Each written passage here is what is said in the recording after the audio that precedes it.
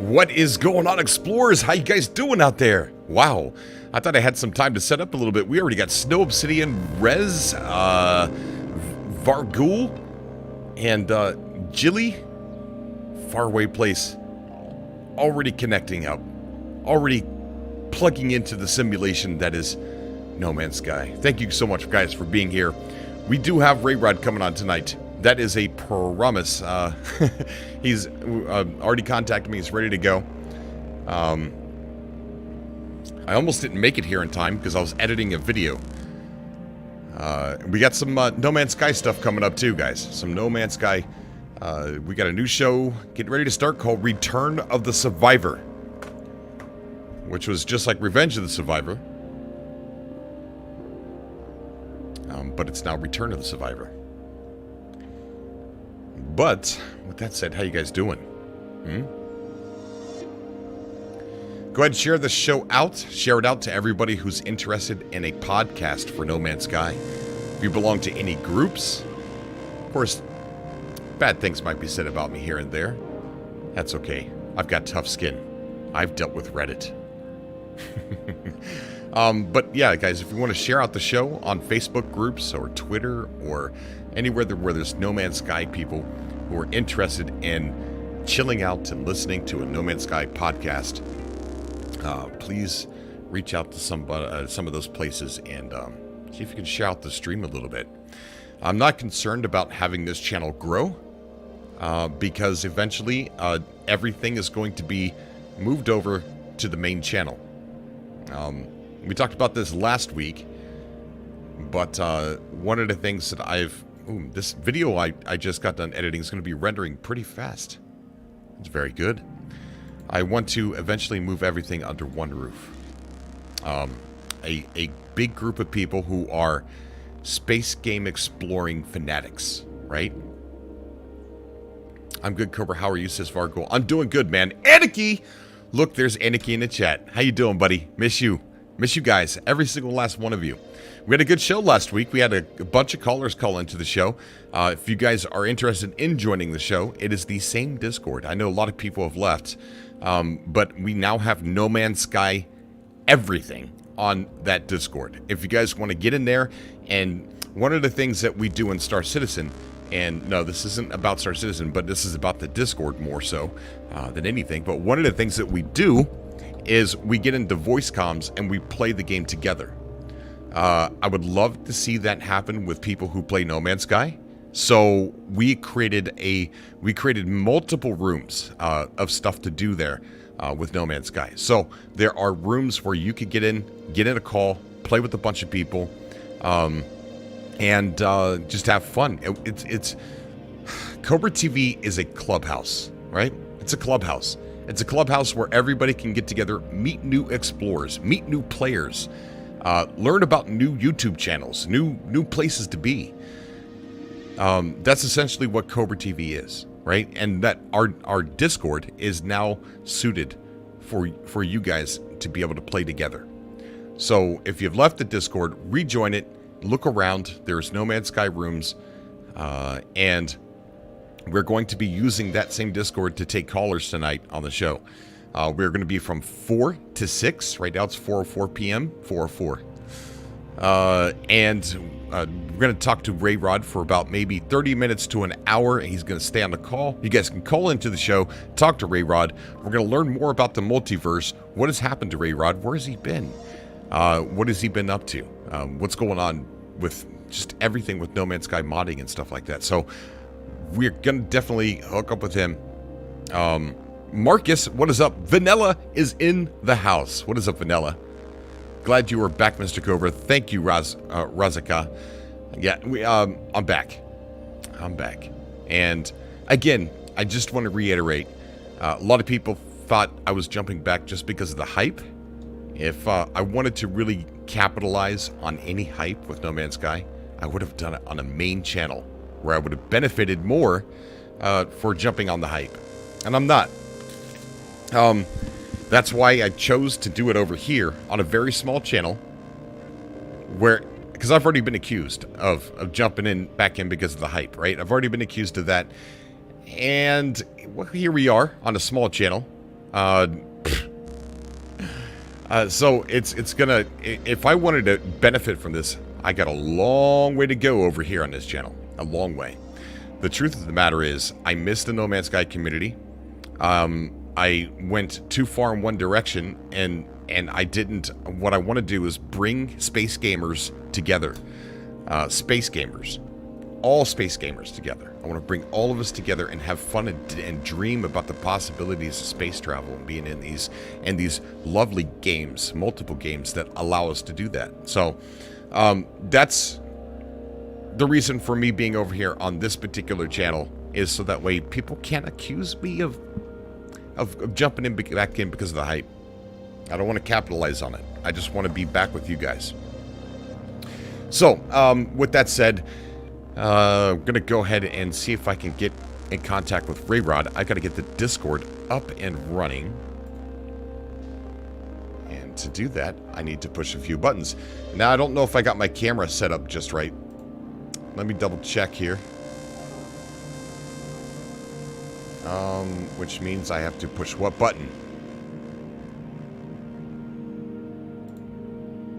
Yeah, it's good enough.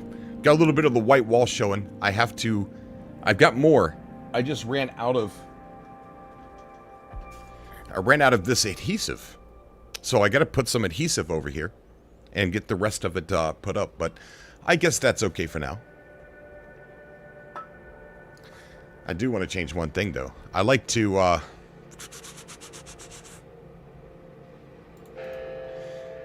gonna get Discord up and running. We're gonna get Rayrod on the call. Bring on your own topics, what you want to talk about tonight, because there is a lot to talk about.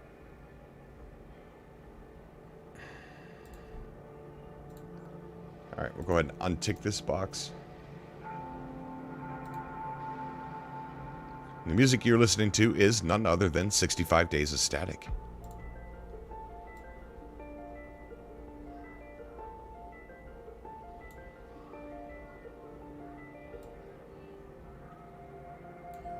There we go. Good enough. Apply. Hit OK. Done.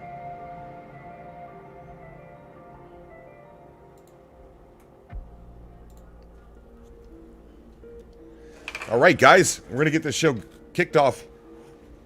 Let me take a look at the chat. Oh, I didn't even bring up Discord yet. See how easily I get sidetracked? Hang on. Can't see the chat at the moment, guys. Get Discord pulled up first before I forget again.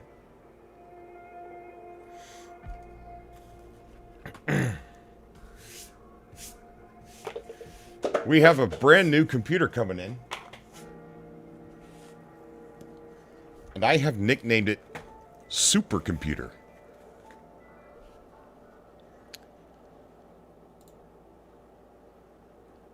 Mindbender just subscribed. Thank you so much for subscribing, Mindbender. I appreciate that, buddy. If you guys are new to the channel, this is a No Man's Sky podcast to talk about many different things concerning No Man's Sky. We talk about the direction No Man's Sky is going in. We talk about the development, the ongoing development of No Man's Sky. We talk about the future and the possibilities of No Man's Sky. We talk about what we're doing in No Man's Sky, what we're discovering, what we're exploring, the different events that happen around the community. It's one of the it is the very first No Man's Sky talk show where you get to call in and have a voice. I know a couple of people are starting to do it now, and that is amazing. That gives us more radio stations now to tune into and listen to. But we are the OG talk show for No Man's Sky. Let's see if catch up on the chat. Big Pidge is here. What is up, Big Pidge? And we got Tab. Your subcast filled a void between the time it took Yellow Games to communicate all those years back. Thank you for that, man. Oh, and thank you too as well, buddy. Wrong button, says Snow Obsidian. That is right. Let's see. We got Goopro. It feels kind of cool to watch a No Man's Sky subcast again. Exactly. And I want to know for you guys, to be truthful and to be honest, one of the conversations I would like for the conversation to kind of go is, how often are you playing No Man's Sky right now? If you're not, Why?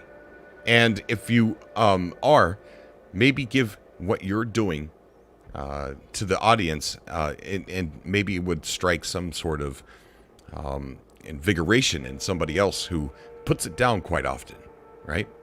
Can we talk about the possibility of multiple cruise ships to walk inside and gun turrets like Star Citizen? How likely or easily would Hello Games be able to implement that? Marcus, that is a good point, but that really revolves around the two sour points I have for No Man's Sky. Is they've never gone back and did anything with the combat pillar, right? So we still don't have anything for combat. Well, what I mean by that is we just don't have, we've never had a combat update. At least not a significant one. Everyday building on all levels, building up new permasaves. Awesome. Awesome. Very awesome. Every day again. See, I'm curious, Aniki. Every day again. So you stopped and you picked it back up? Like to know.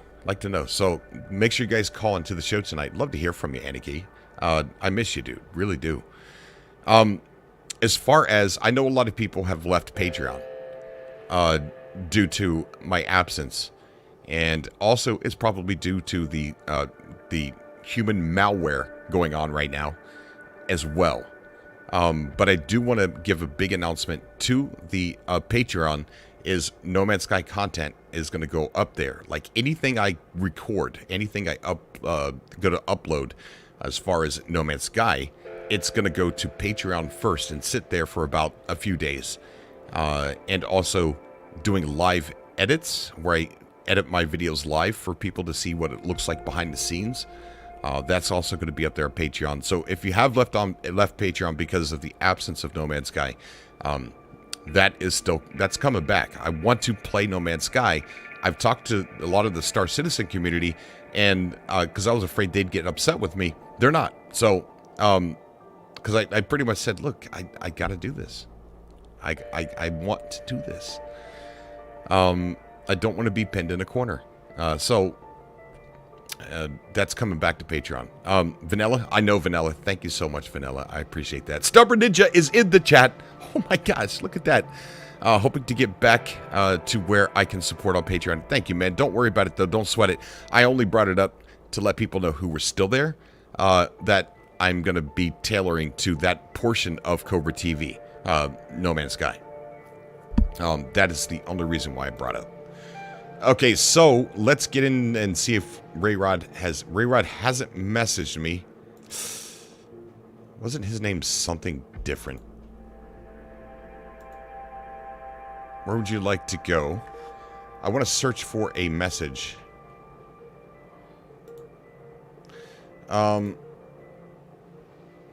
Rayrod, if somehow you can hear me, could you send me a message on Sword? Sword, are you able to join the show? Rayrod, if you could somehow hear me, could you send me a message on Discord? Create a DM. Let's see if I can find Rayrod. Found him.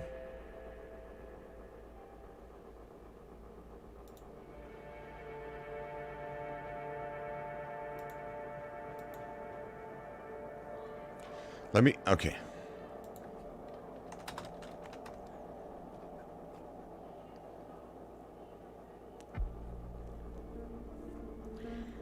All right, let me go down here to our Discord areas. Oh, he's already in Atlas room. He is already in the Atlas room. Nice. Very good, very good. So, I myself...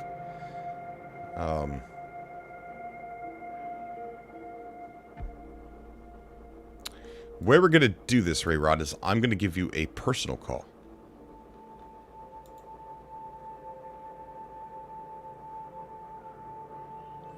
Oh, you messaged me on Twitter.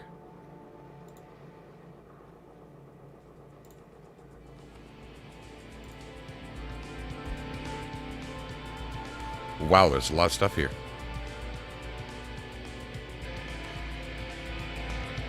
All right, we'll look at this when he gets on the show.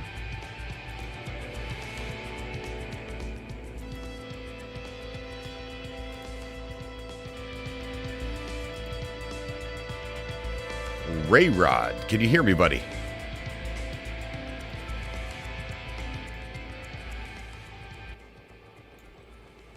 Rayrod?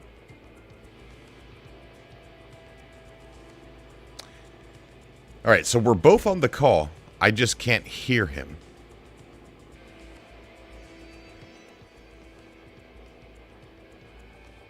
Oh, he hung up.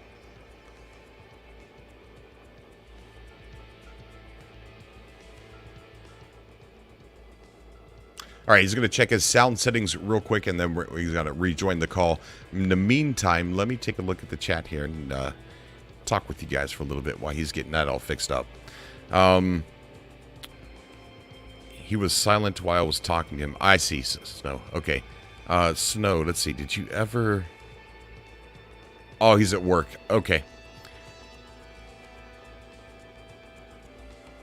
Hey, Cobra, good to see you again. Much love from a fellow Cobra. Fast. Oh, thank you, buddy. I appreciate that, man. Tech issues are tradition here on the Subcast. You ain't wrong. You're 100% right. All right, so it looks like it says he's, I can hear. Can you hear me? No, because we're not on call anymore. Rejoin the call. Rejoin the call. I wonder how he could hear me if he's not even in a call with me. I'll just hang up and call him back. How about that? There he is. Ray! Oh, Ray. Check your input settings and make sure your mic is selected. And then also make sure your mic, if it has a mute button, that it's not muted.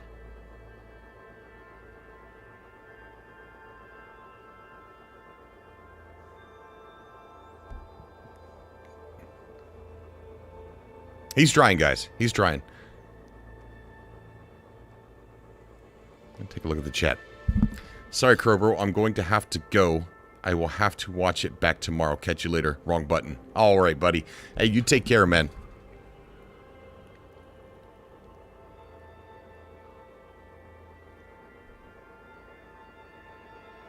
So if you go into your cogwheel down there at the bottom and you click voice and video, you're going to go to your input settings and make sure your mic is the right one on your input device.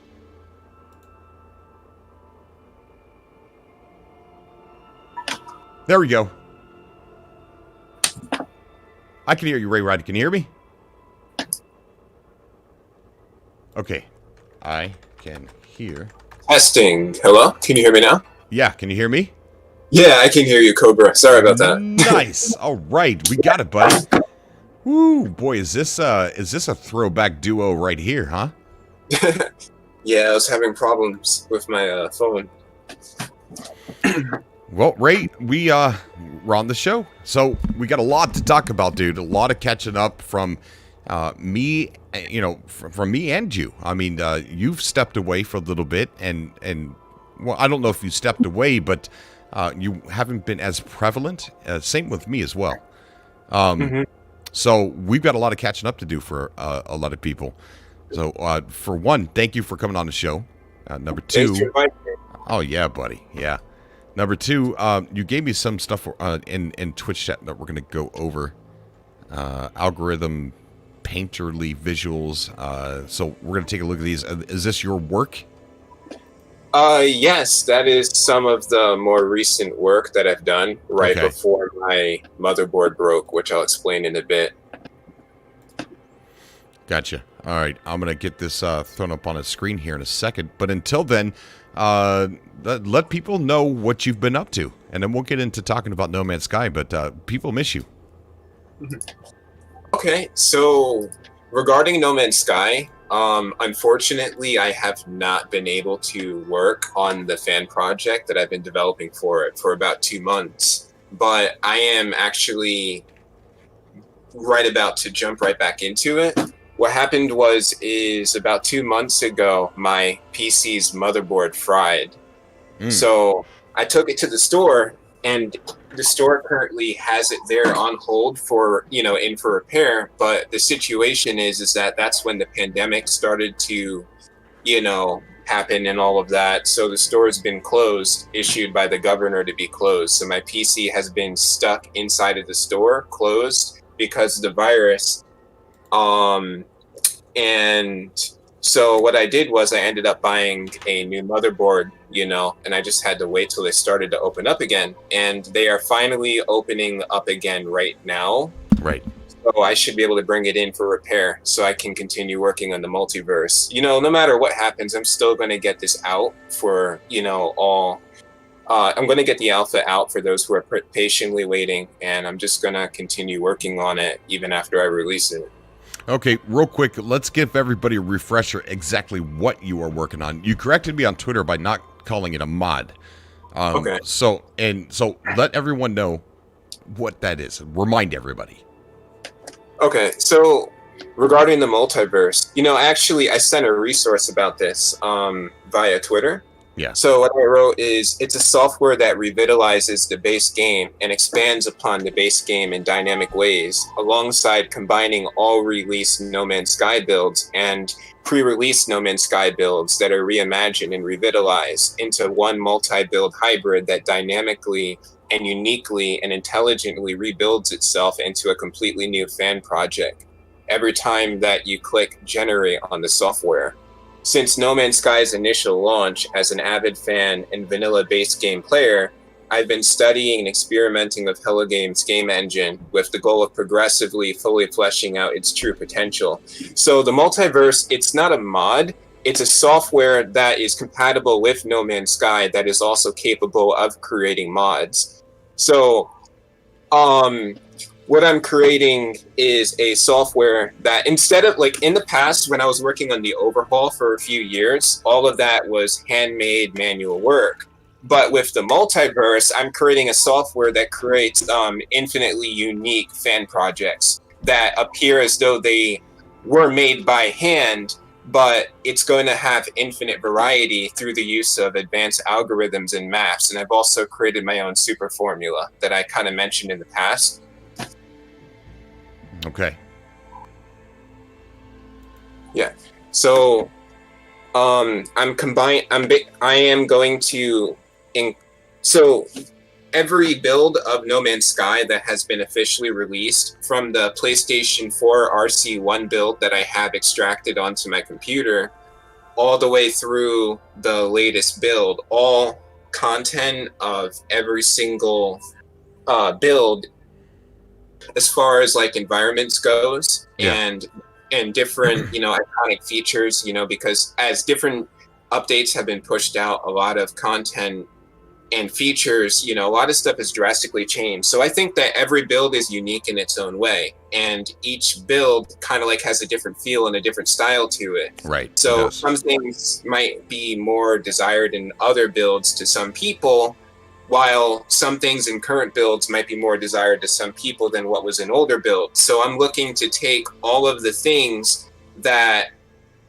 basically complement each other and integrate it into a revitalized and new and fresh way into one multi-build hybrid that includes all the content of all No Man's Sky builds, including a vast amount of unique and new content that's procedural, because I started sculpting procedural asset rigs. So I'm working on stuff for creatures, unique tree models, pretty much everything that you see in environments, I'm creating procedural rigs for. So right now I've added about 5,000 unique tree models, and each tree model is a procedural rig that has about some of them have like 50 to 60 different trees in them. And wow.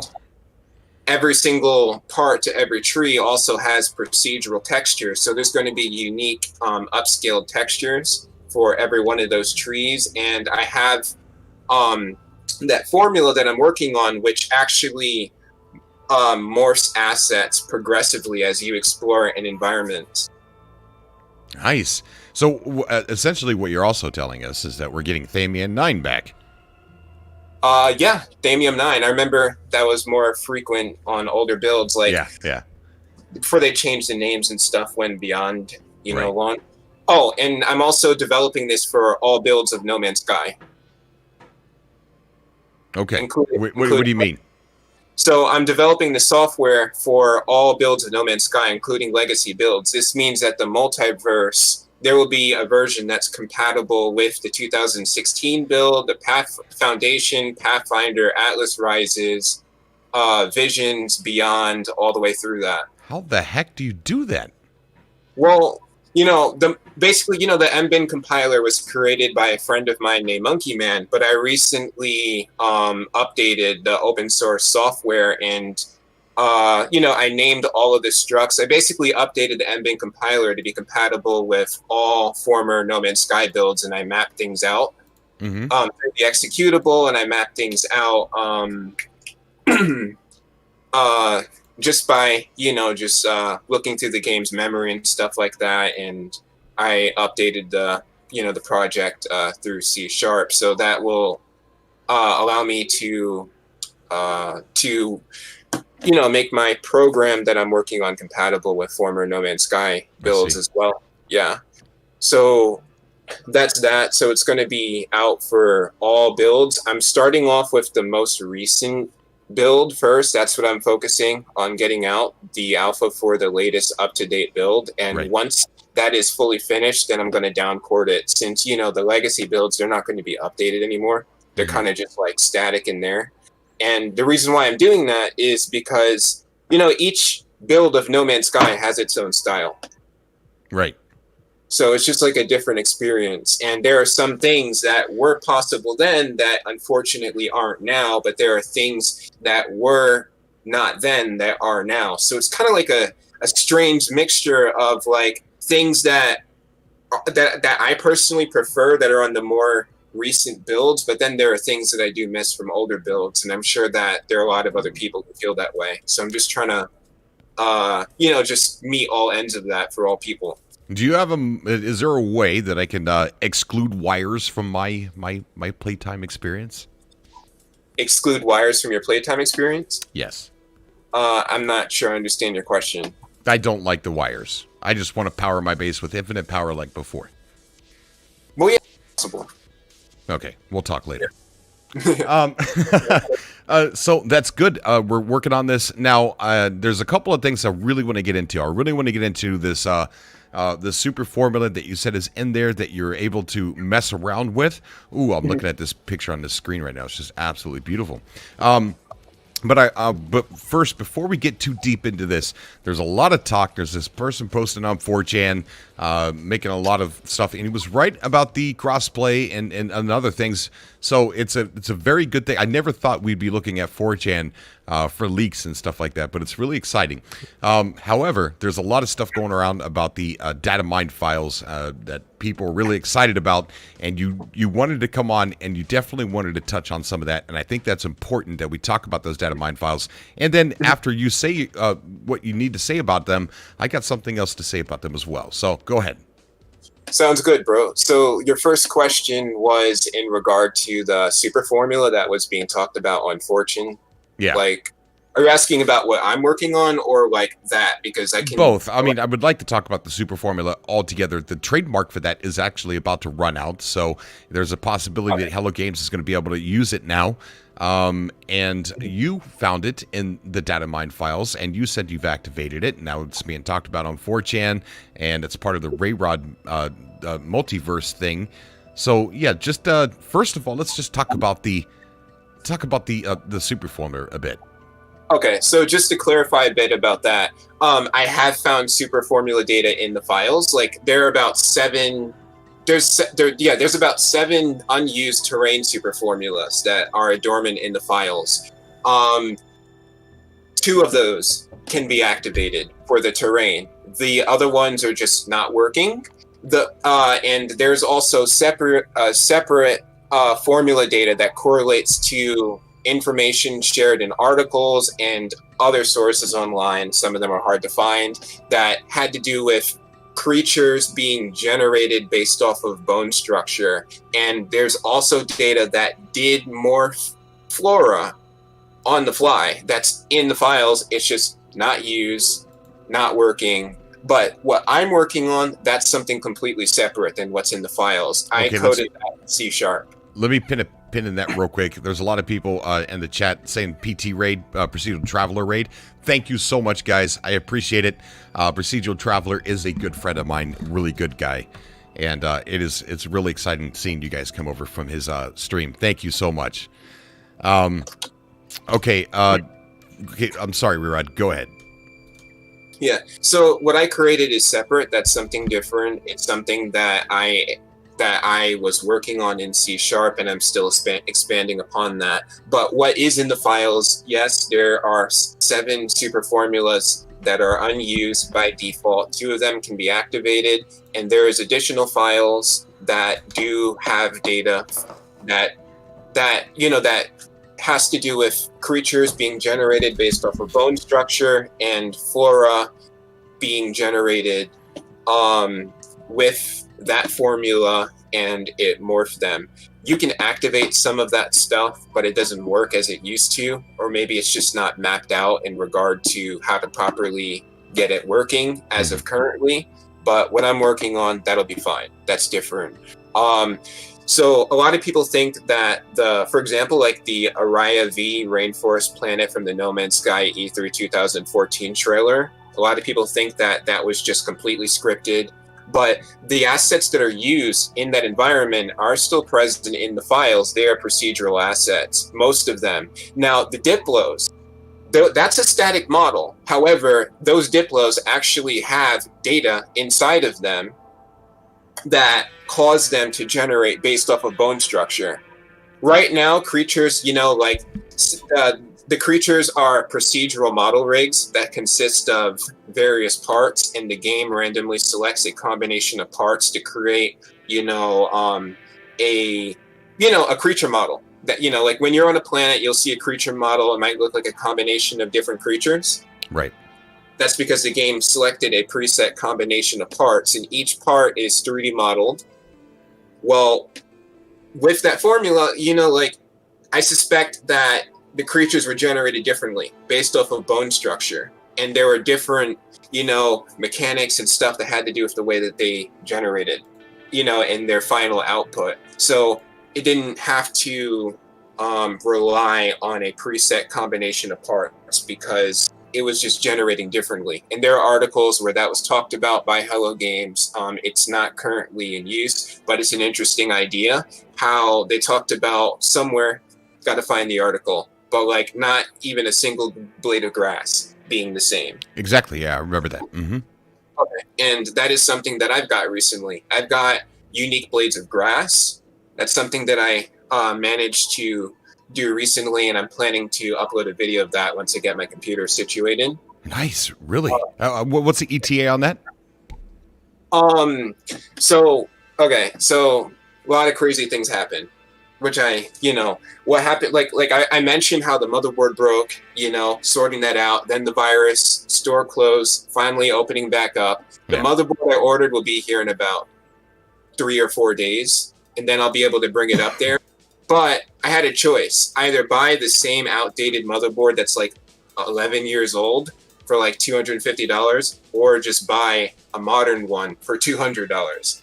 So of course I got the modern one, but that requires a CPU and RAM upgrade. So I can afford both. I ordered a CPU, but I just actually got frauded by someone on eBay. So I have to wait 10 days to get that sorted out. And if the seller doesn't respond, then it's an automatic refund. So I should have my computer situated hopefully in like a couple weeks. And by then, that's when I'll be able to work on the stuff again, get the alpha out for everyone. And what I was last working on right before it broke was I was creating procedural tree models. Yeah, I remember that. I do remember that. Okay. So that's good to look forward to within the next few 3-4 weeks. So now that we've talked a little bit about that super code, that super formula, Let's talk a little bit about the data mine files that have been going around. You definitely wanted to touch on that.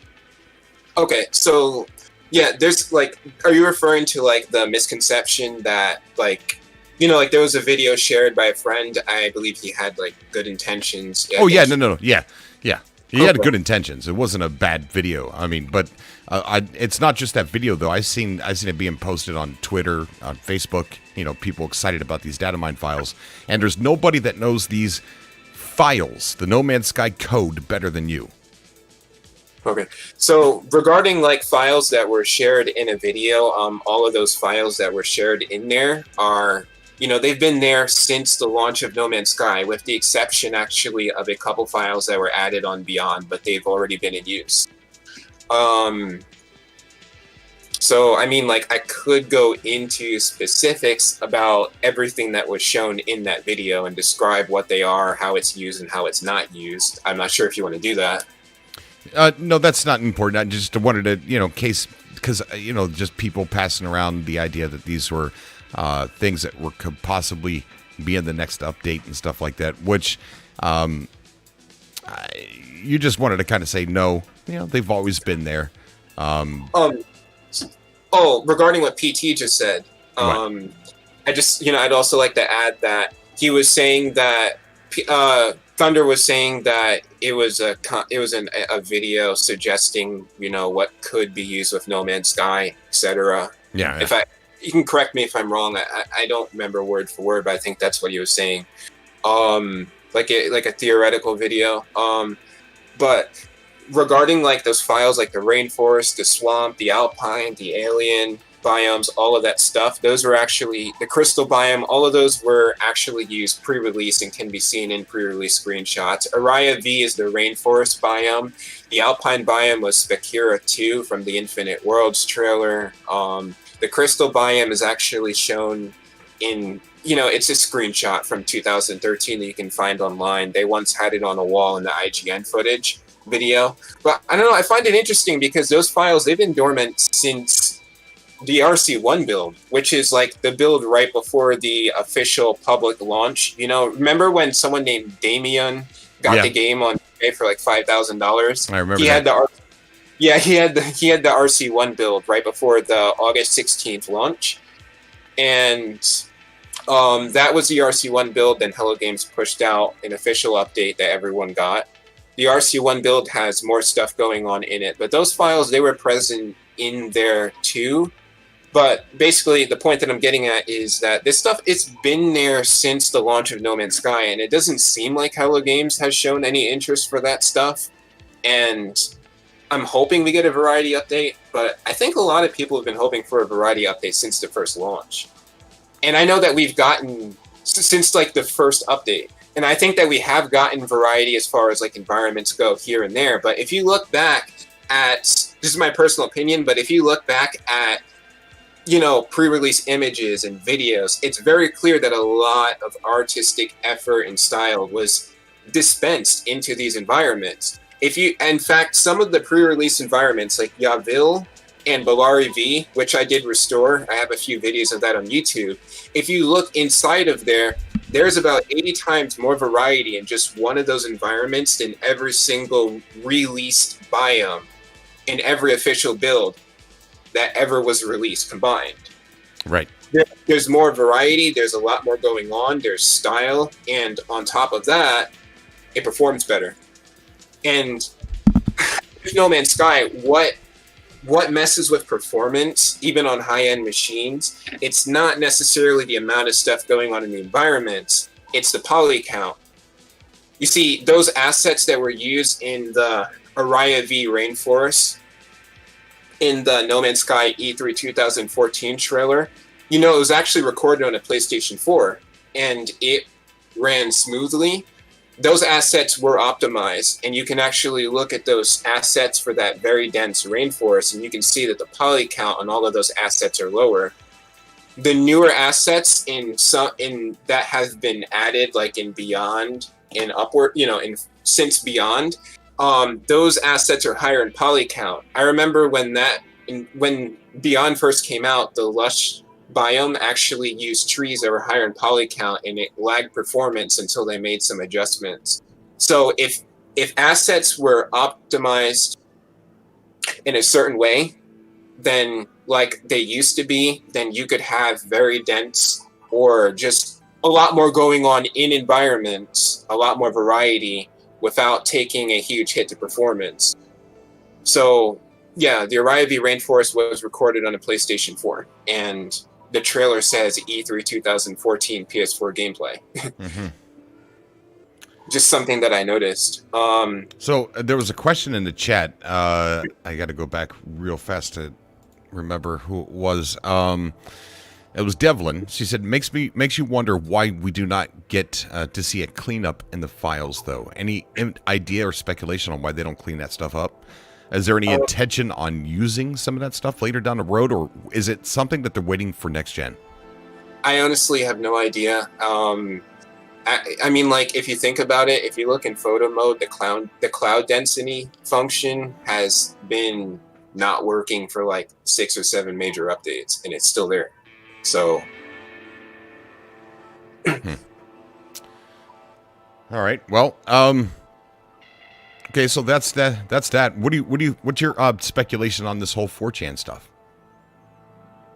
On the fortune stuff, somebody asked me that recently. Actually, what did I think about it? It was someone named. I'm just finding it. Devin. I don't know how to pronounce your last name. I'm sorry, but Devin Lamaru. Yeah. So he asked me if he asked what I thought about the fortune leak. I said I'm unsure as to whether or not the fortune leak is legitimate. However, what does come to my mind is that not a lot of people these days talk about such features that were spoken of pre-release. It has gone mostly forgotten amidst a vast amount of new players that have come throughout the years post-release who may not have been aware of such things that were once spoken of. So I do find it interesting that information like that pops up out of the blue. I really hope that this is the case, though. It would make sense as the community has been asking for more variety for a while now. Personally, I don't want just a few tweaks or a few new environments slapped into the game like how we got with the new weird exotic biomes. I find the original vision to be more interesting. Planets being affected by distance to the sun is merely a small but awesome piece that makes up what was the vast amount of things that were originally planned. Right. Yeah, so yeah, it's interesting, like planets being affected by distance to the sun. That was talked about in some of the older IGN videos. And aside from that, there's also data that has to do with actual orbital mechanics. So physical rotation was a thing for planets. You can see that at 1 minute into the Infinite Growth trailer. Yep. And in an IGN footage video, after the player falls asleep at a monolith, Monolith, yeah. That's the big smoky gun right there, because that was 100%. You could definitely see the rotation there. Yeah, and the actual planet that was in front of the player was in a different location. It was just moved. Right. Yeah. And they took it up. His reasoning was because he said it just confused the play testers, the people who were playing the game.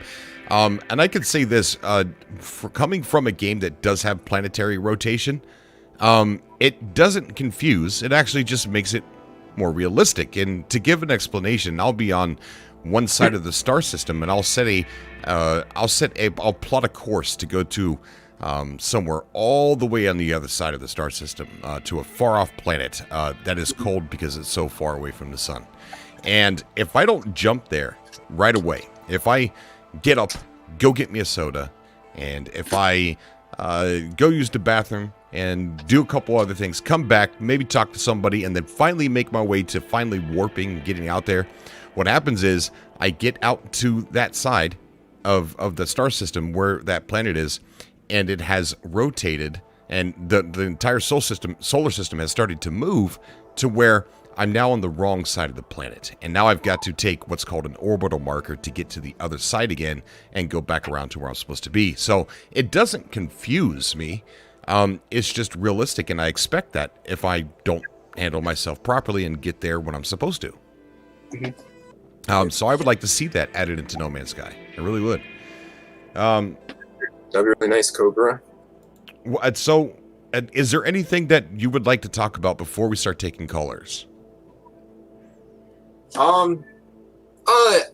During this time without the PC, I felt like I still needed to be doing something. So I actually got into Dreams on PlayStation 4, and I've been working on a No Man's Sky fan project in there called the Atlas. The concept is that a dying Atlas explodes and results in the disruption of the universe, the in-game universe. And it basically reboots the simulation, reboots all reality. And what I'm working on in there, pretty much anything is possible in Dreams. Like, you can literally create a No Man's Sky in Dreams, and pretty much anything you can think of. Anything that you can make anything, and you can make anything do anything. So I recently did a spin of an E3 planet in there. So I've been practicing with sculpting, painting, animation, visual-based logic, and just other stuff, and I think it'll be practical for when I come back to working on No Man's Sky for the PC. And I also have an idea that I've come up with for basically taking the stuff that I create in Dreams, importing it to the PC. Okay. Yeah. So you've been dabbling a lot in Dreams. Yeah, it's been fun. If my PC never broke, then I probably never would have found time to take the time to learn some of that, because I'm just always working on No Man's Sky. Yeah. So it was like, in a way, it was like a forced break, and I didn't really, have anything else to work on. So, is there any way that you could implement something like that planetary rotation in your mod? Planetary rotation and orbit. So a few people like LO2K and GMR Leon and I in the past have gotten the illusion of planetary rotation, but that would be a hard-coded mechanic. That would require executable modifying. So that whole fan project that I'm doing in Dreams, it's nice, also for those who feel like No Man's Sky might have some hard-coded limitations. So if there's something that you want in No Man's Sky that basically is just not feasible from the outside in, if you don't work for Hello Games and don't have access to the official source code, then you can just make it in there. Okay. All right. Well, you know what? I think we're ready to start taking colors. What do you say? Sounds good, bro. Okay. Do you still have your Patreon account? I do. Do you want to go ahead and send me that link on Twitter, and I'll post it into the chat? And I'm not trying to advertise specifically for him. This isn't just the only reason why I brought him on here, but I do care about Rayrod and his journey here to give us something really amazing. What's this? Just paste it. What is that? Oh, that's basically like a document explaining all about the multiverse. Okay, let me go ahead and put this in the chat too, so you guys can take a look at that. But here you go. There's that. And Atlas demo. We'll take a. So this is what you're working on in a different game, in Dreams. Yeah. Okay, let's take a look at this real quick before we actually start taking callers. But if you guys want to get in, we're in about 5. Oh wow, that's long. All right, well, this is 14 minutes, but we'll skip through this. And if you guys want to join the call in about 5 minutes, we're going to be jumping inside Discord. So go ahead and get inside the Atlas 102.5 FM room. We have this is a 2-hour show. So what we're going to do today is we're going to go ahead and just jump into the room and just have a little space gaming bar party together. So let's go ahead and see if we can put this on the big screen so you guys can see it. Come into the room and just have a little space gaming bar party together. Oh, I can hear myself. And see if we can put this on the big screen so you guys can see it. I can hear myself. Just have a little. I think I could hear myself through your speakers, Rayrod. Hear myself. Oh, I'm mute. Sorry. Okay, so this is a No Man's Sky game that he's making inside a game called Dreams. This looks interesting. What music are you using? Is it copyright-free music, or is it... So everything inside of Dreams is 100% made in Dreams. Even the music? Even the music. They have an entire DAW in there. Okay. So everything between the sculpting, the painting, the music, the animation, and stuff like that was made in Dreams. Even the music, they have an entire DAW in there. So I sculpted everything in here and also in the next scene. So it's like 3D modeling. The music, I see. Like that was made in Dreams. Even the music, they have an entire DAW in there. So I sculpted everything in here. So it's like 3D modeling.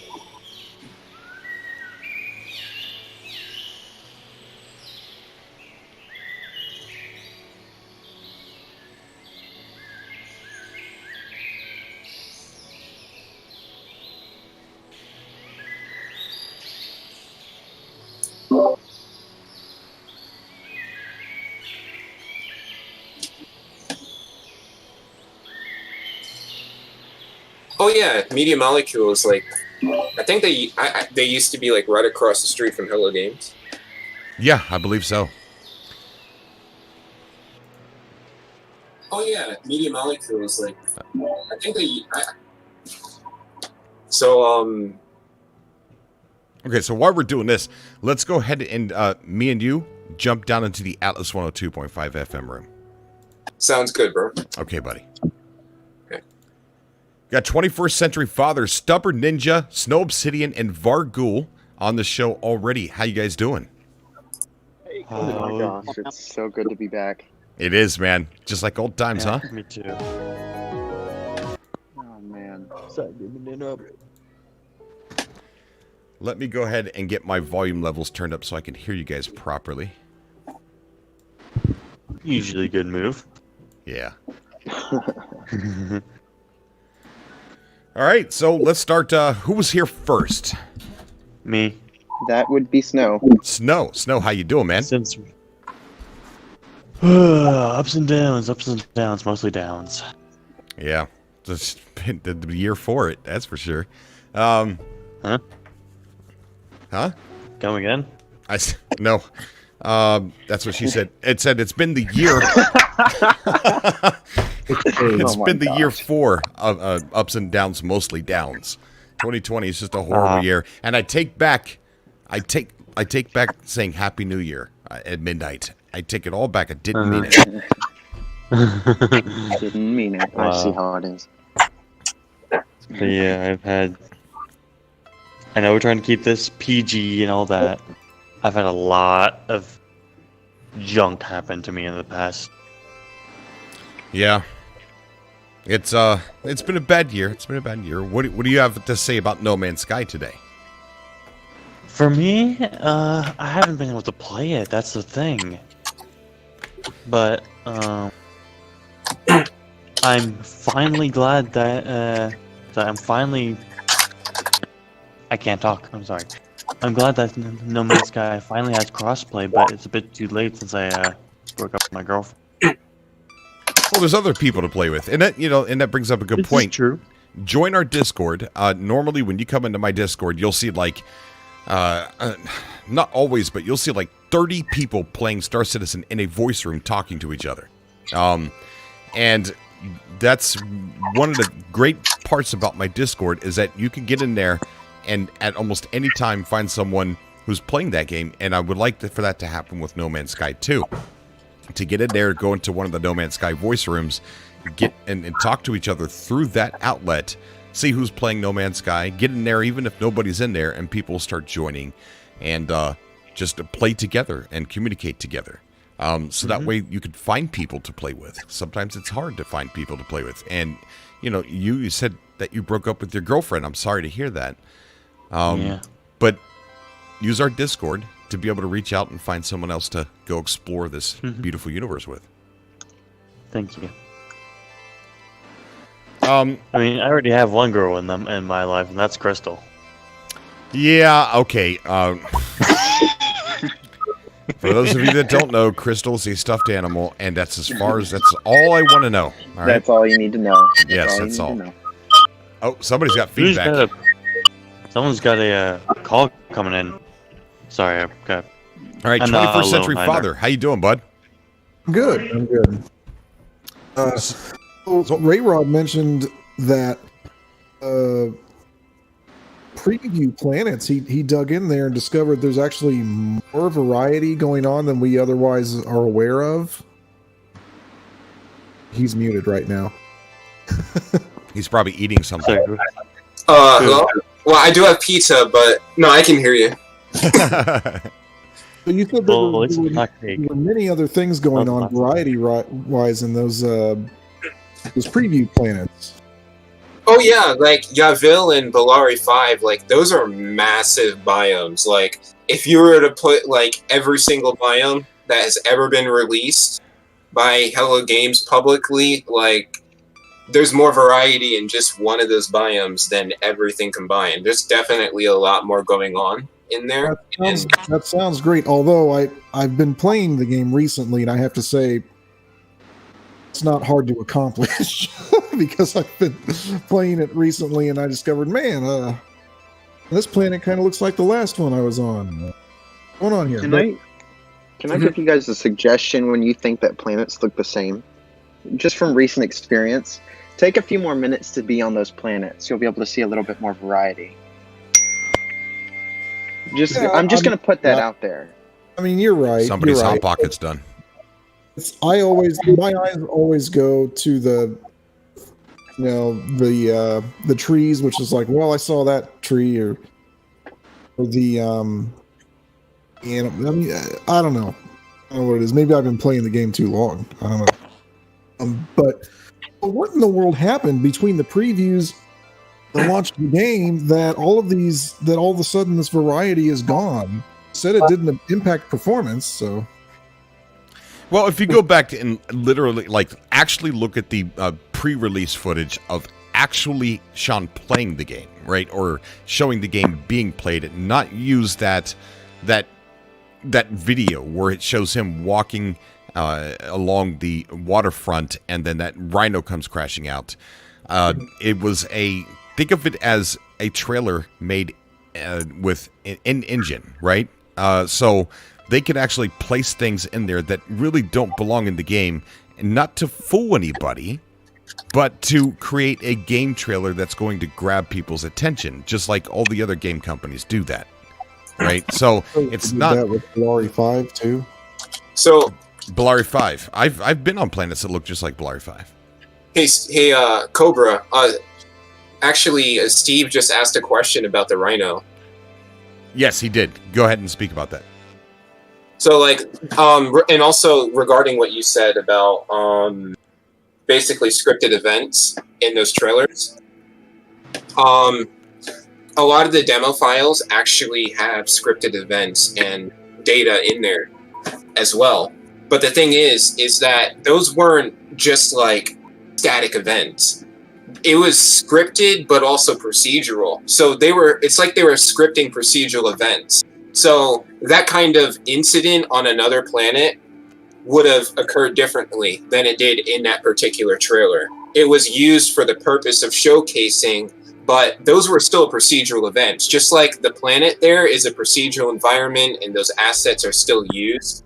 Like, they might have had procedural functions for like stuff that had to do with sentinels, for example. Like, do this minimum between this maximum here in this particular scenario.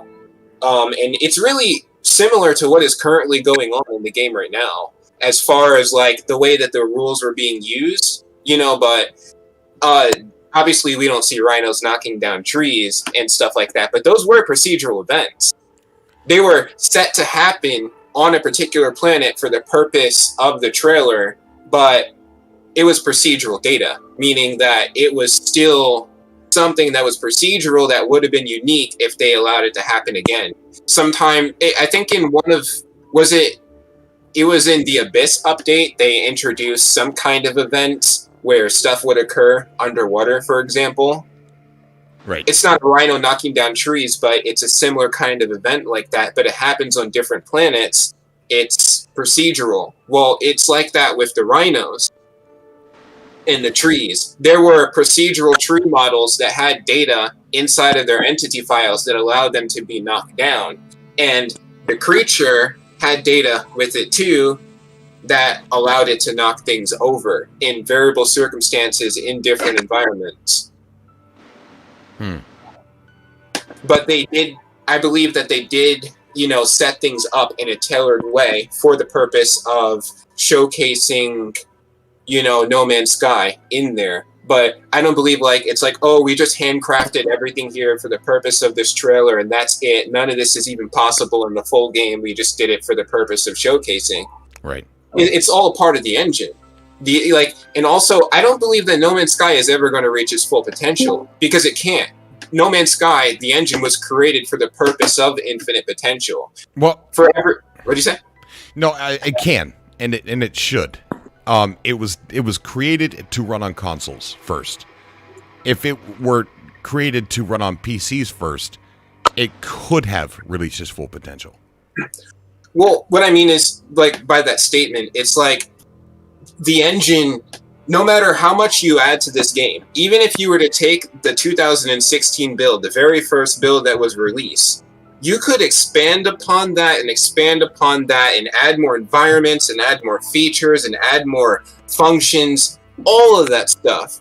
And even if you were to do that 24 hours a day to this day right now, you could still keep on going and keep adding more variety to the game. It's like the amount of variety you have is the amount that you're willing to invest into putting it into the game, because the engine is flexible. It's meant to be able to handle pretty much an infinite expanse of content to get loaded and run in the in-game universe with little to no cost, since all of it doesn't get loaded at once.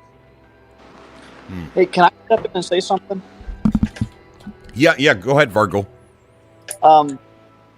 With everything that's just been discussed, a lot of times when you watch a television series or a trilogy or a novel, the story has a beginning and it kind of dies off. It kind of stops, right? They don't write any more books, or they cancel the show for one reason or another. But a lot of times that happens because the content gets dull. Either the director or the writer ends up putting themselves in a corner that they can't get out of, and the show has nowhere to go, or the book just kind of dies off, right? Right. It's very possible that when Hello Games decided to work on this project, that they built the engine in such a manner, because if you look at Minecraft, we keep going back to that. It's still going, and they're still releasing content, and they're still enhancing the game. And I can't tell you, how many years that game has been going on. At least I would say at least 15, roughly. So maybe that was Hello Games' intention, is that they want to continue to grow it, and in doing so, they created an engine that would be so flexible that they wouldn't have to worry about continuously adding content. The Dave Wilson says in chat, the engine was built for consoles and PCs. Well, you're 100% correct. I said that wrong. The game was designed for consoles. It was made to run on consoles first. So therefore, the limitations that can be pushed with No Man's Sky is limited to PS4. Hey, Cobra. Sorry. Yes. Sorry, I didn't mean to interrupt. But I would say at this point, I don't even know that we're ballpark compared to what's been shown as actual gameplay. So, did you know that the PlayStation 4 build internally is completely identical to the PC build internally? It has to be. Yeah. So it has to be. Otherwise, if you allowed this game to be optimized for PC, there would be things in the game on PC that wouldn't be in the game on PS4, and that's not something they want. Right. So all of the settings, everything on the PlayStation 4 build internally is identical to all of the settings and how everything is configured on the PC build.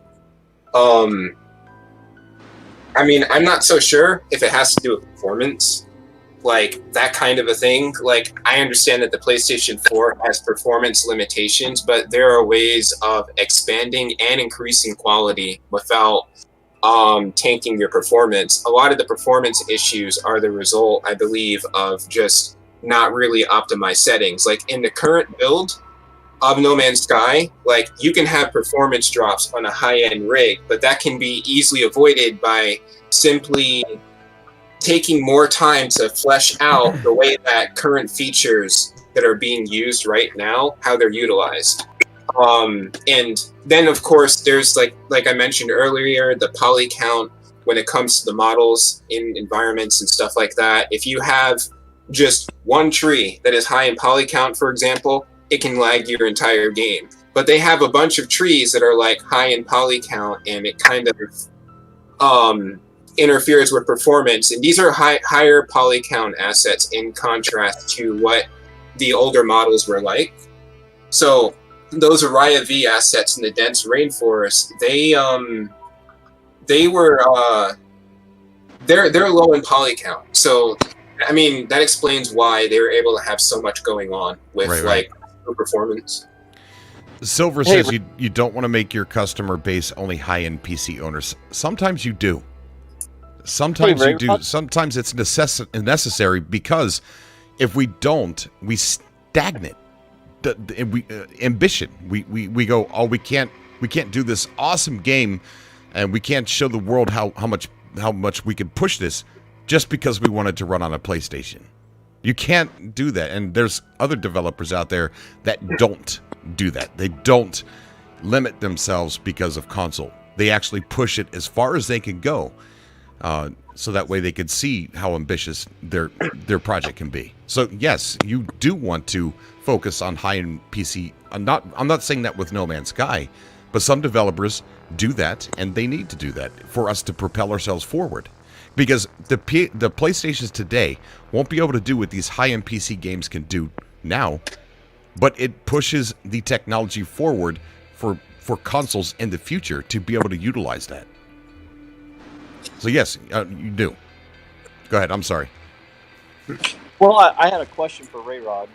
So we were talking about poly count, and you know, the way the game is played now. I think what some people don't take into consideration that's in the game that really wasn't displayed at any of the E3s or even in the gameplay footage was base building, right? So the majority of the game, if not, I would say the bulk of the game is very heavily procedurally generated. But when, you know, X amount of players are cross-platforming and multiplayer grouping, they get down to a planet, they start building a base. Those are hard 3D rendered objects that aren't managed through procedural generation.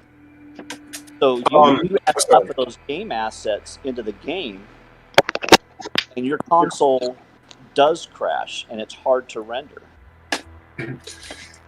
Right. So regarding, do you think that that's part of the reason why they haven't pushed forward with more diverse worlds than what we currently have? No, I don't believe so. I believe that it's more than likely a developer choice more than anything. Like, about base building, I do remember seeing a video of Sean Murray post-release talking about how after the game launched, they wanted, you know, a lot of people were hoping for base building. So that was a feature, you know, something that they implemented later on, starting off on the Foundations build when it first launched. So I don't think that base building was a feature, an idea in what was going on, you know, prior to the game's launch. But right now, like in environments, regardless of base building or not, which only, you know, costs when you load those assets into the environment, and those do use procedural elements as well, to some extent. What is it?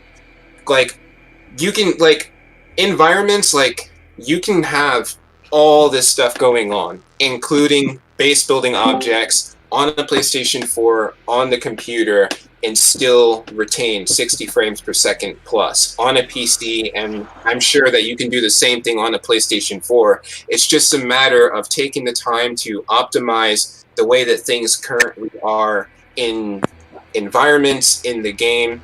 Like there's a lot of stuff that gets involved, like what used to be the GLSL shaders that are now Vulkan, have a part in the performance. Different settings and global files like fog, for example, can mess with the performance a bit. Then there's like assets and their poly count, but the performance fluctuates in different basically in different locations in the universe depending on what's going on. Like if you fly into space, like you'll notice that the performance is much higher than it is on, when you're exploring a planet, because the planet has all of these assets loaded into the memory, and it's taking into account how costly those things are, etc. Well, it runs at 60 frames per second on my rig most of the time. What's odd is that there was one particular planet where I was flying low and it started chugging on me. It's only been that one planet for some reason. Wow. Oh yeah, when you're flying down to an atmosphere, that usually like causes the frames to fluctuate. A little stutter there, but no, I mean talking about all the time on this planet, whether I was inside of my ship, walking around on the ground, my frame rate was chugging on one particular planet. Then every other planet I've been to was smooth. Oh, that's bizarre. Strange stuff. Somebody asked earlier about like why are things now compared to what the idea of what it was. I mean, I don't know, but Dead End Thrills, who developed a photo mode for No Man's Sky, without breaking NDA, he told me that one day a book will be written about what happened. What happened to Hello Games? Basically, he told me that one day a book will be written about why the art direction and a lot of stuff changed. Ooh, that's going to be exciting. Yeah. Depressing, one of the two. Yeah. Okay, so who's entered the call here? We've got I see a couple Star Citizen guys here. I hope you guys play No Man's Sky. You guys got Veloctus and Addy. You guys play No Man's Sky too? I've never played it. Oh, you've never played it? Just good. No. It's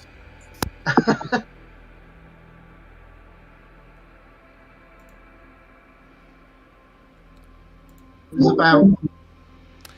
Well, for some reason, Discord just kicked me out of the call. I don't know why. I said, "Is anybody there?" and kicked me out.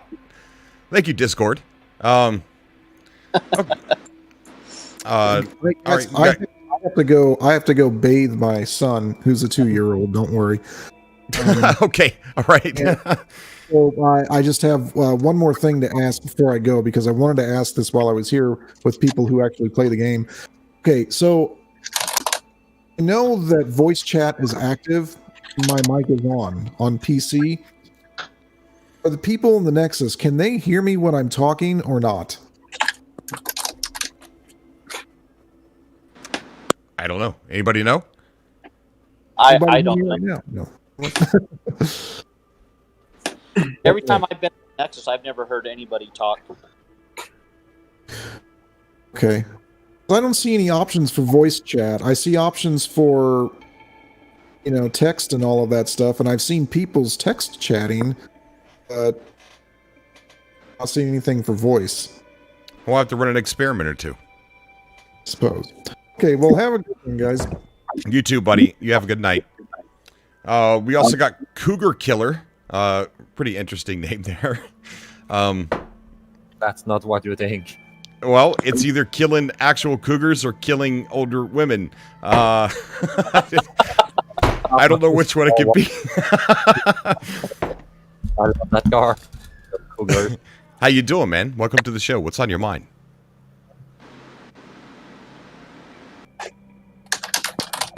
Oh, Listening. huh?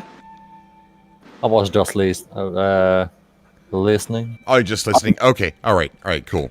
Okay. So we talked a lot about the Rayrod's multiverse. If you have any questions about that, which I'm sure you guys do, we do have Rayrod on here. You can come on and ask any questions about what he's working on. He's pretty open to talking about it.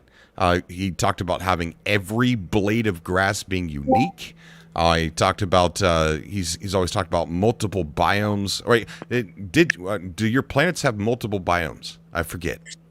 I have region-specific weather. There are biomes that can cross into other biomes intelligently on different circumstances, yes. Okay. Now, also for people who are sitting there saying, oh, drat, this is for PC, you also are making this mod for PS4 and Xbox, correct? So I had a period of testing where I was working on No Man's Sky for the PS4, but that is on hold because, I mean, it wouldn't make sense to do that until I finish everything on PC. And at the same time, like, I upgraded my PS4 to work on Dreams. Ah. But I can always go back to that. It's just like, like I'm prioritizing the PC version. Right. Yeah. Okay. So, yeah, if you guys have any questions for Rayrod, come on the call and ask him anything you want. Procedural Traveler says, every atom procedural. Never thought about it in that way. Atlas Rises was pretty bright. Okay, we got a question here from John Hall. Says, hey, Ray, just curious if you have seen a medium-sized experimental and multi-tool. We have small and large we found and have found small, medium, and large alien multi-tools, but never found a medium experimental. Oh, I have not.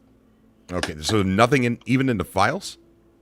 Not that I can think of. Okay, probably something he wouldn't think to look for. Sword says the vibrant colors were darkened with next to make it more realistic. I know, but I tell you what, Sword, people are going to disagree with me. The best version of No Man's Sky was launch day. I know it looks better now. There's a lot more things to do in it now, but the colors were just so amazing.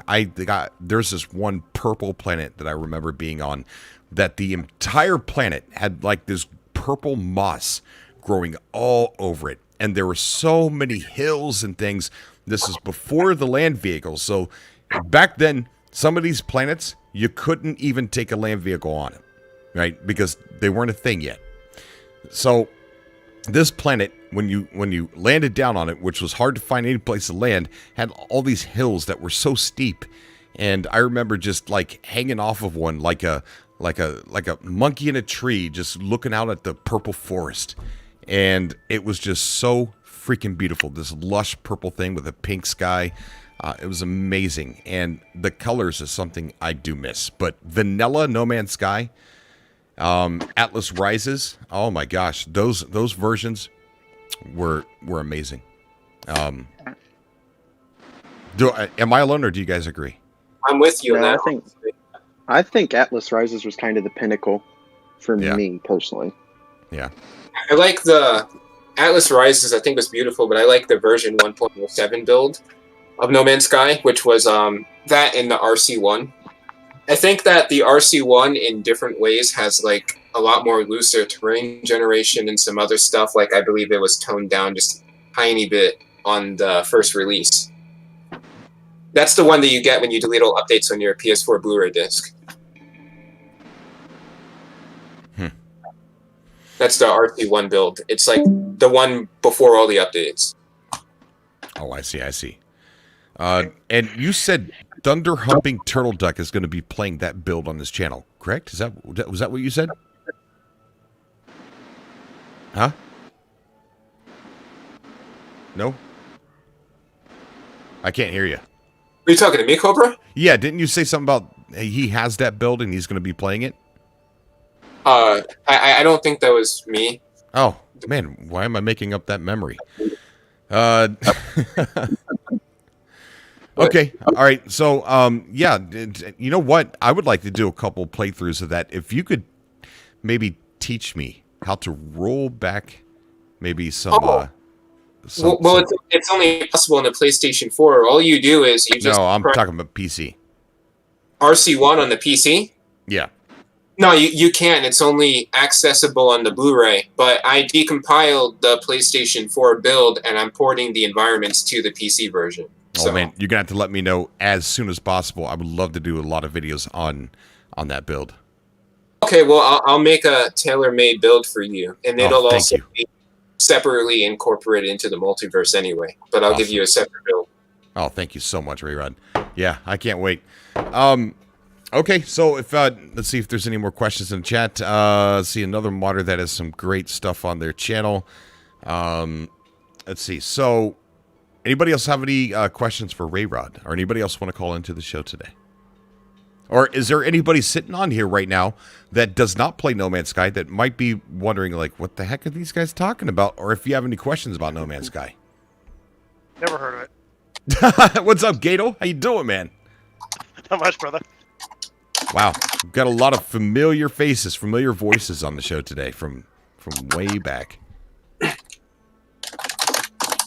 My very first screenshot is actually in the No Man's Sky screenshot folder. No Man's Sky screenshot folder. Let me see if I can find that. I just posted about a week and a half ago. That was legitimate my very first boot up screenshot. August 2016.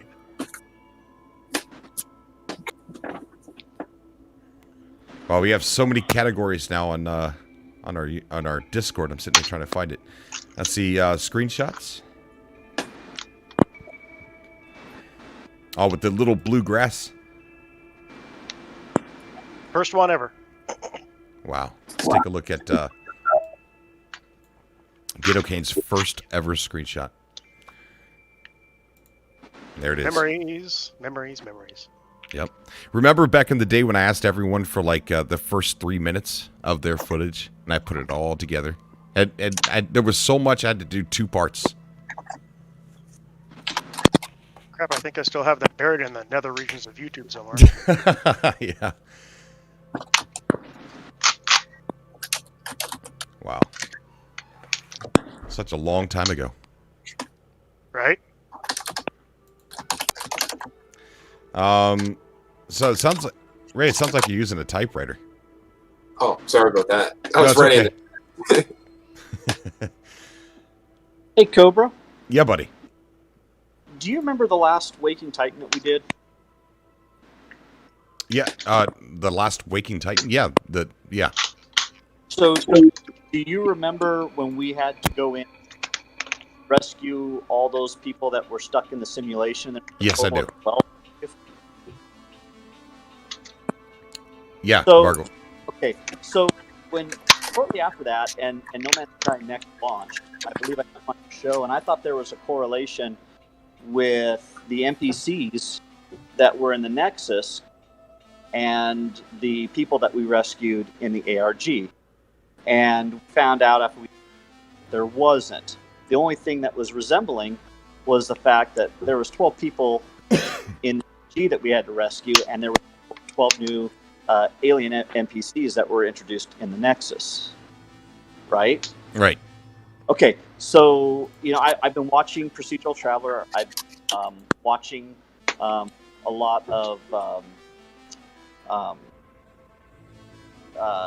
Captain Steve, and what they've been discussing. What I've learned from them, and I noticed it myself when I went to the Nexus, was the very first community mission that we just did last Friday. That Ariadne is now missing, who is one of the NPCs that were in the Nexus. Okay.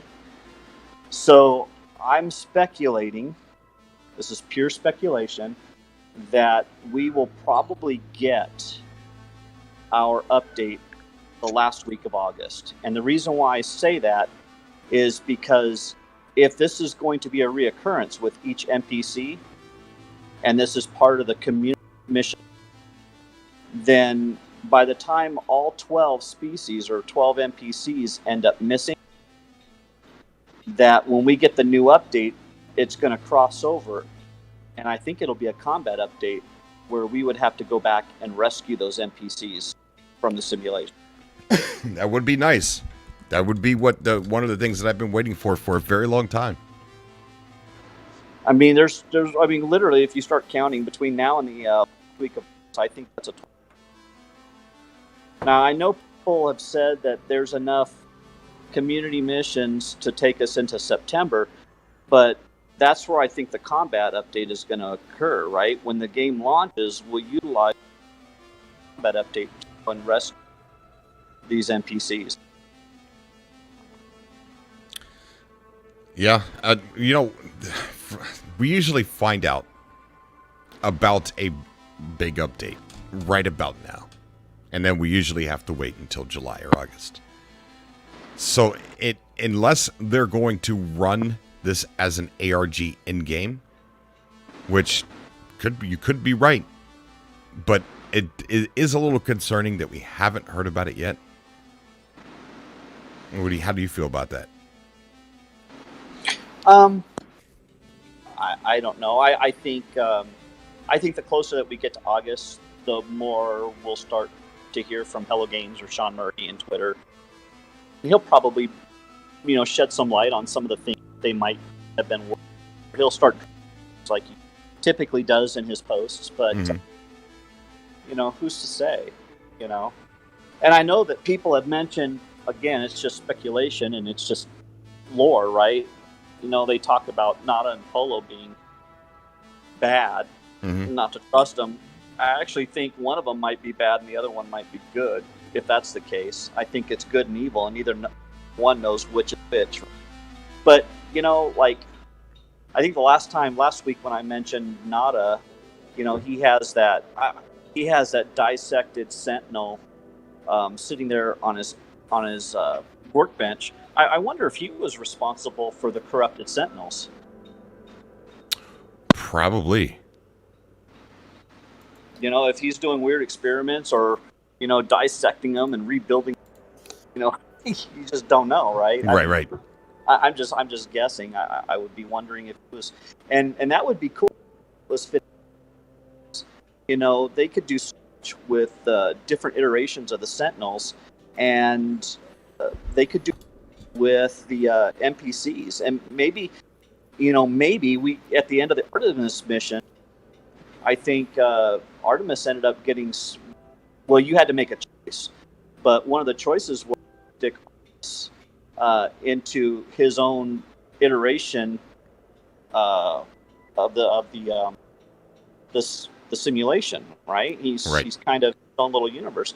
Well, another speculation I was thinking about is if these entities are missing, and they were originally in the next of overseeing all this, and they're starting to disappear, but if not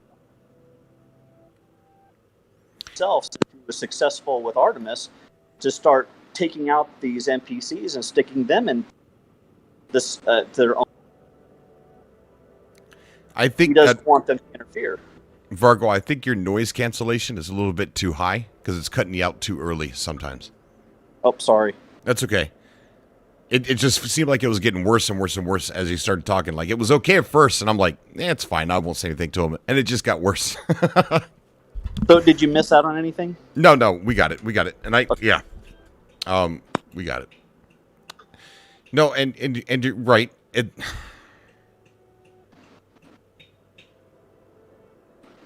You there?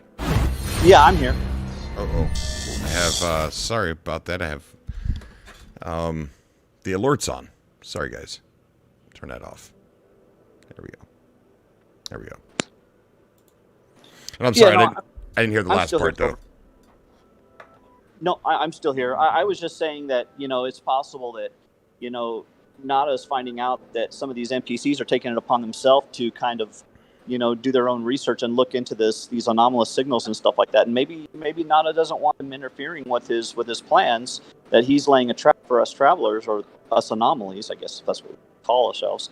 And maybe he's taking these NPCs and sticking them into their own iteration of a simulation by them. Maybe he's, hijacking them and kidnapping them. You know what I mean? Right.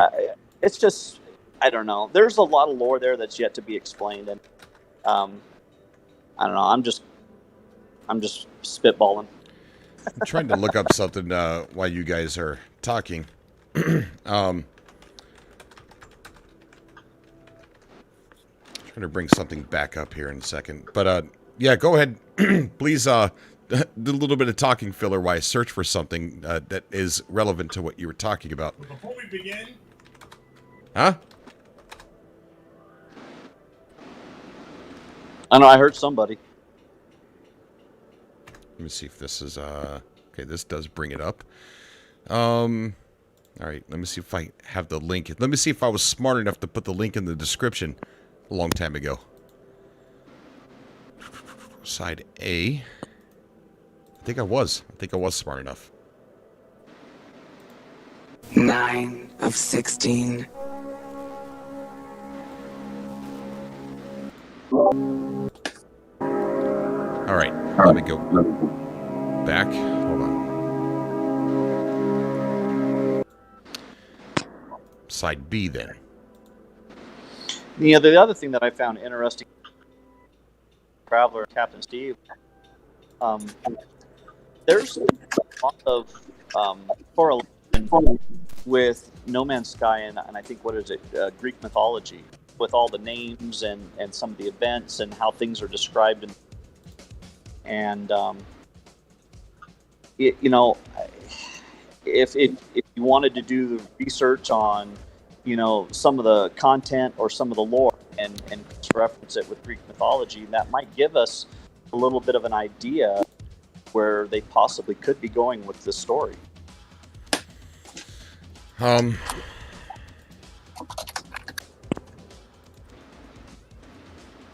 on.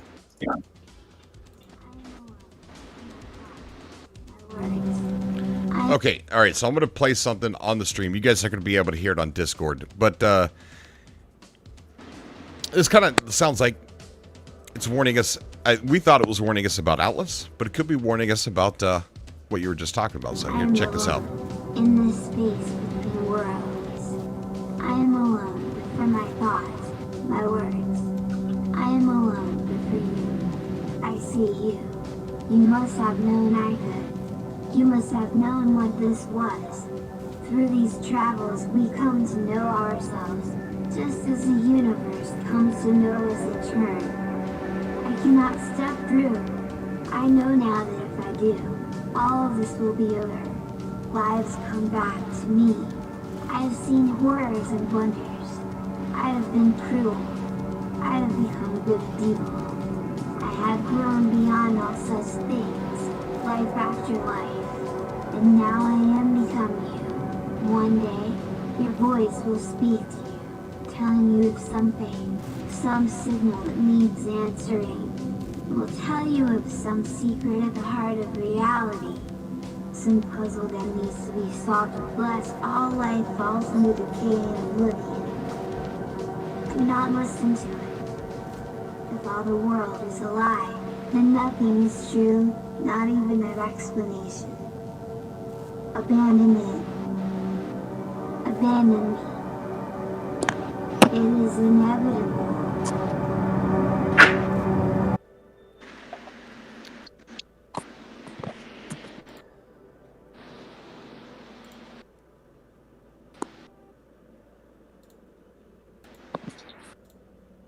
Old death shot.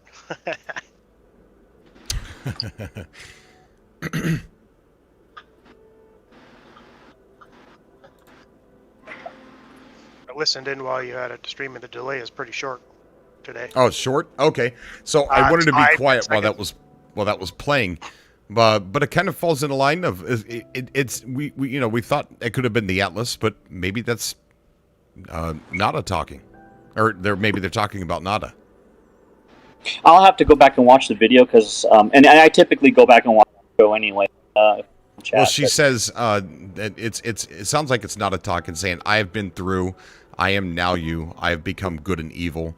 One day you will be asked to solve a puzzle. Do not listen to it. Stuff like that. And it was back when I received the cassette 9 of 16, and it's something that was never utilized in the lore. It was lore for No Man's Sky, but it was not ever used. Right. Well, I don't think, just me personally, I don't know. I'm going to go on a limb, and I'm going to say I don't think the Atlas really was good or evil necessarily. I think it was sentient, and I think it thought itself as kind of godlike, I guess, and it created a universe. I mean, if it really had evil intent, then why did it create? You know. Very true. Yeah. Very true. To this day, I want one place to get all of the No Man's Sky lore. Well, we don't have the new lore on our channel, but we have everything prior to that. We got 4 episodes covering the lore in a documentary style. And we just don't have... we stopped at the Atlas. We got the Korvax, the Gek, Viking, Atlas, and we also have the abandoned buildings lore. We just haven't done the... there's a couple we could probably do to get caught up with it. But just search for my playlist. Cobra TV Game Lore. That's all you got to type in. Cobra TV GAME Lore. Pretty cool series. Old series. Is there any questions or any topics you'd like to bring up before we all get off of here?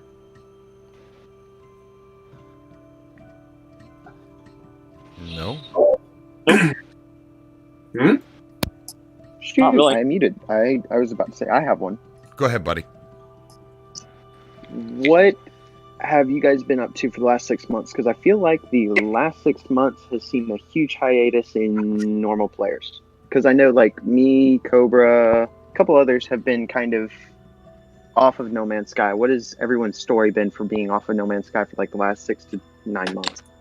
I'm just curious. If anyone would like to talk about that. Right. So, if you have taken a break, why did you take a break? If you didn't take a break, why didn't you? Right. If anyone would like to share, I'd love to hear.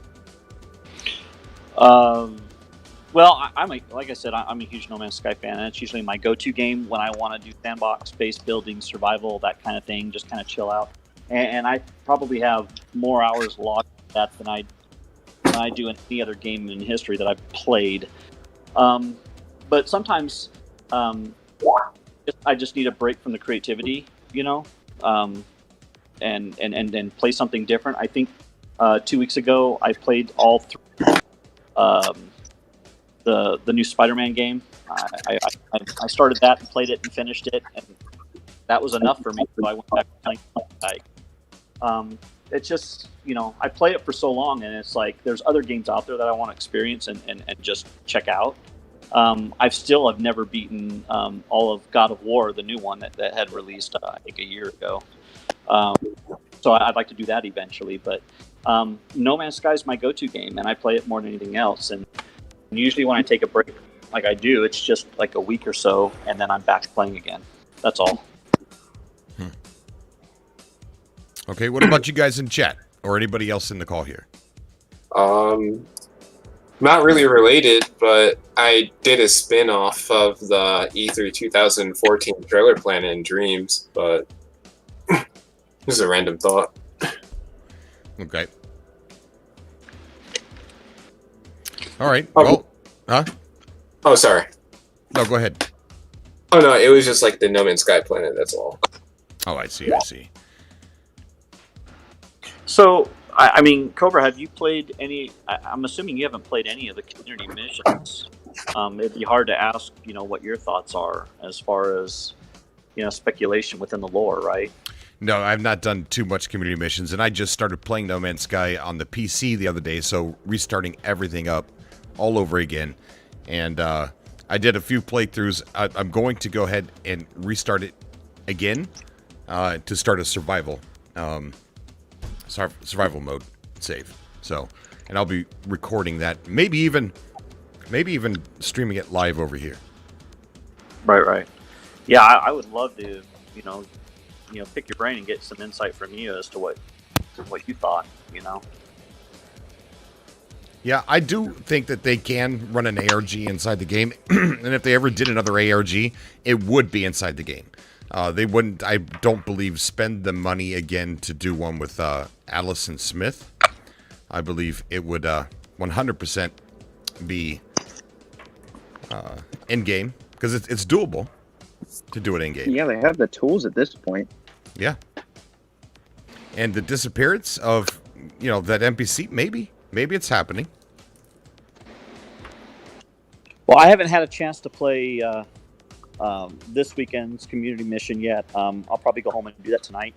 But I'd be curious to see if any other NPCs are missing, outside of Ariadne. Right. And that NPC told us last week specifically that if something wasn't done about these anomalous signals, that she was going to investigate and take care of it themselves.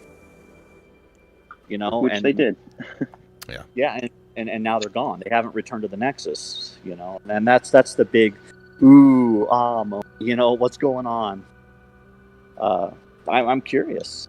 I'm like I said, I don't know if any other NPCs are missing, but I'll find out tonight. All right. Yeah, let us know. Keep us up to date on that. Post about it all over in the Discord. Cool. In the No Man's Sky rooms. Let's get that Discord popping with some No Man's Sky stuff. You guys got screenshots? Maybe screenshot you taken a long time ago. Post those in the Discord, and we'll go through them on Friday shows. I look forward to seeing what you guys post in there in that Discord. But join it, and let's get involved. So we pretty much said what we... Go ahead. I do have one more thing to share. I have a little project that I've been working on, and that's why I've been so quiet. I've been working on a little piece for a treadmill. I'm about to start a YouTube series. I'm very excited about it. Just want to give you guys, see what you guys thought of it. I'm building a treadmill, basically, that'll allow me to walk inside of VR, and I'm going to start a YouTube series where I walk around an entire planet. Would you guys be interested in that? I would, 100%. Yeah. Yes. That sounds really cool, man. Ready Player One, here we come, man. Yeah. My thought process behind it was kind of like a trucking game, kind of in the sense of just walking. It's basically the ultimate walking simulator where you get to walk around an entire planet. And I was thinking about, like, if you guys had any questions, we could talk about that. It was kind of like a one-person podcast. I'm not sure how to handle it, but we're going to see how it goes. I've just been really excited about building this. Cool. Yeah, I'm 100% down. Let us, post it. Send me messages, DMs and whatever, and let me know the progress of that. And we'll definitely bring it up here on the show and follow that. So they're asking what size planet? Probably going to jump in for a moon this time. I'm going to start out with a moon because I don't want to get in the middle of progress and then get that August update and get a complete reset. That was my thought process. Okay. So I'll probably just jump in with a moon to start out with. That sounds good, man. Yeah, let us know. I'm excited to see that, dude. 100%. Oh, yeah. You get to know the planet's algorithm really well when you go around a planet. Yeah, do you remember about 4 years ago, just as the game launched in September, who was it? There was a guy who walked around the Pilgrim Star planet. Mm-hmm. And that's what made the Pilgrim Star so notable, kind of got it to become a Nexus kind of thing. Right. And the way he talked about how varied and things the planet got, the more he walked it, it got me really intrigued. I'm like, I got to do this now. I got to see what he's talking about. Shh. It's not. It's not. We did it live on stream. I think it was either a 14-hour or a 16-hour stream. We raised I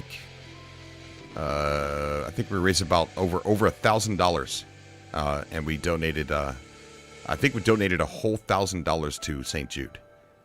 It was a Christmas stream, and we did it on a very cold planet to be festive for Christmas and winter. And I got to know the planet's algorithm intimately very well. And it does repeat. And you understand how the planet is laid out. And that made me really understand very well when people are constantly asking for planetary algorithm improvements. That is what they mean. And right. Yes. Maybe it used to be.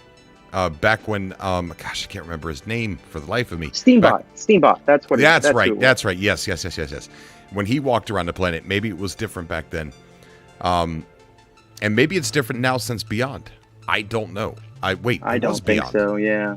Wasn't it Beyond? Yeah, when I was did gonna that? say. No. You did it next. I remember. It was just after Visions dropped. Okay, all right. Yeah, and I remember you doing that. Now that I think about it.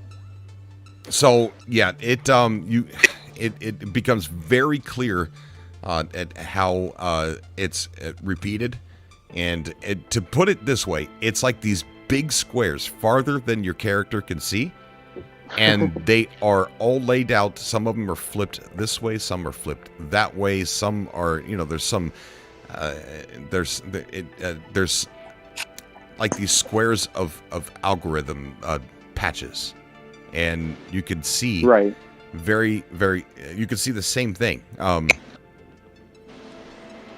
But yeah, I mean,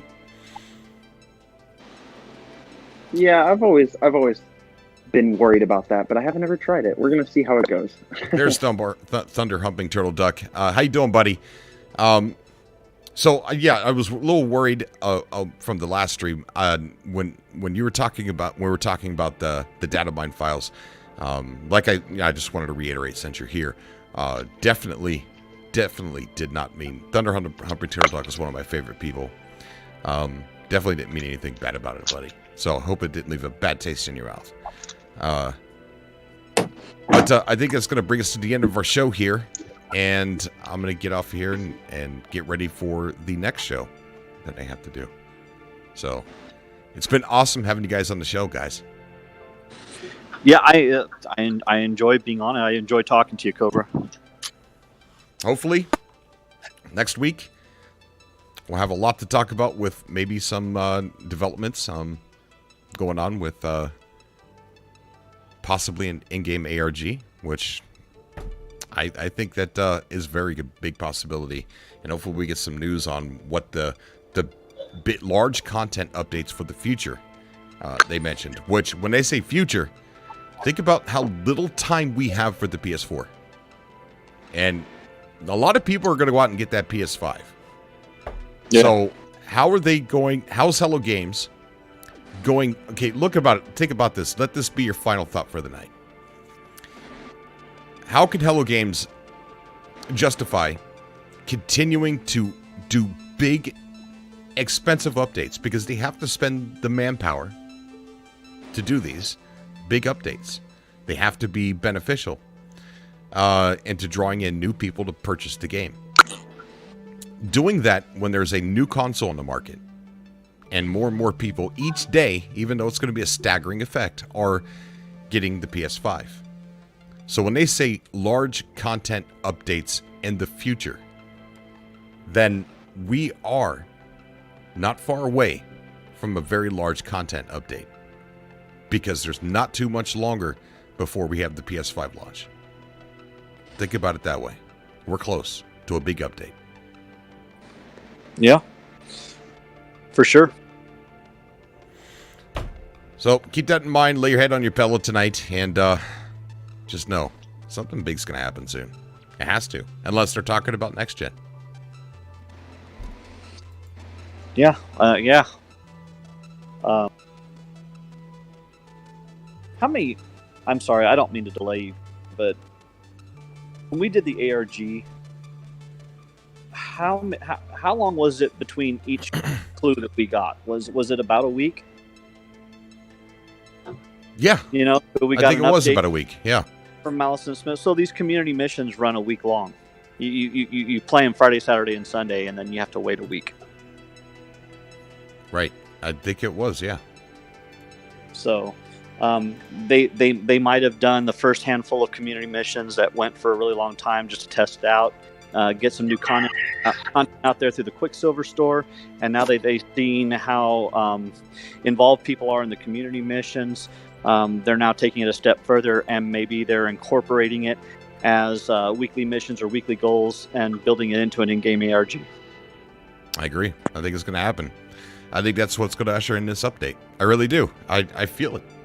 Especially with, wasn't there an ARG talk on the 4chan post? I think there was. Yeah. Yep. All right. We'll have to keep an eye on it and follow it very closely. Going to go ahead and get off of here today, guys. Thank you so much for joining me. I really appreciate it. All right, Cobra, take care, man. All right, you Thanks too, for buddy. having me. All right, bye, guys. See you. Bye. All right. Good show. Nice conversation from everybody. Thank you so much for everyone who showed up in the chat here. I got another show I got to run off to, and it's been fun. Yeah, there was an ARG mention on 4chan, says Thunder. You guys have a good day. Keep your eye on the skies, and I will see everybody in the simulation as I'm jumping back in. So if you see me, stop by and say hi. I'm on the travels. All right. Bye, everybody. Have a good one.